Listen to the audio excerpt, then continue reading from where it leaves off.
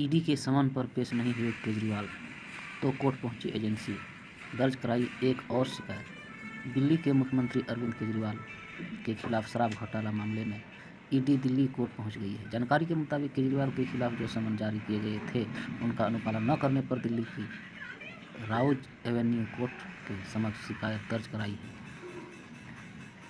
इस केस की सुनवाई 7 फरवरी को होगी।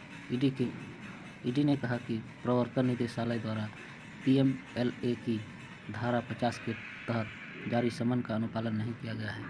बता दें कि लोक सेवक के आदेश का पालन न करने पर आईपीएस की धारा 174 के तहत शिकायत दर्ज की गई है।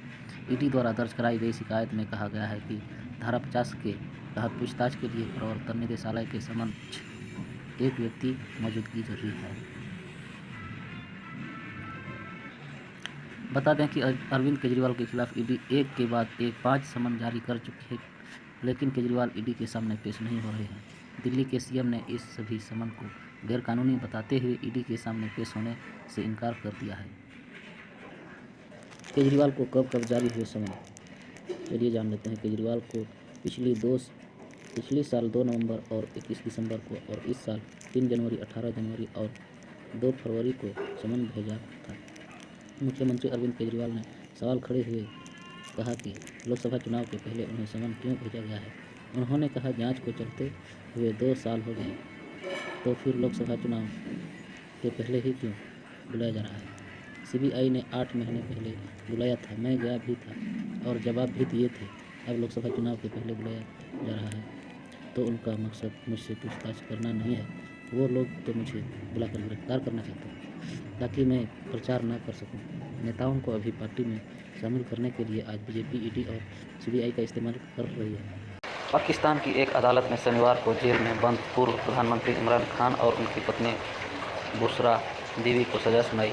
कोर्ट में दोनों को गैर इस्लामिक निकाह के मामले में 7 साल की कैद की सजा सुनाई। इमरान खान की पत्नी के पहले पति ख्वार मनिका ने इसे लेकर मामला दायर किया था, जिसमें आरोप लगाया गया था कि उन्होंने विवाह के अनिवार्य विराम या इद्दत का पालन करने की इस्लामी प्रथा का उल्लंघन है। पूरा परिवार खुश है। लालकृष्ण आडवाणी को भारत रत्न दिए जाने के ऐलान पर उनकी बेटी प्रतिभा ने कही। बीजेपी नेता लालकृष्ण आडवाणी को भारत रत्न से सम्मानित किए जाने के ऐलान पर उनकी बेटी प्रतिभा आडवाणी ने कहा है कि उनका पूरा परिवार बहुत खुश है। उन्होंने कहा, आज माँ की बहुत याद आ रही है। दादा लालकृष्ण आडवाणी के जीवन में उनका बहुत योगदान रहा है। दादा ने प्रधानमंत्री नरेंद्र मोदी और जनता का आभार जताया है। लालकृष्ण आडवाणी को भारत रत्न से किया जाएगा सम्मानित, ये मोदी ने की घोषित। प्रधानमंत्री नरेंद्र मोदी ने शनिवार को ऐलान किया है कि बीजेपी के वरिष्ठ नेता लालकृष्ण आडवाणी को भारत रत्न से सम्मानित किया जाएगा। ये मोदी ने ट्वीट किया है।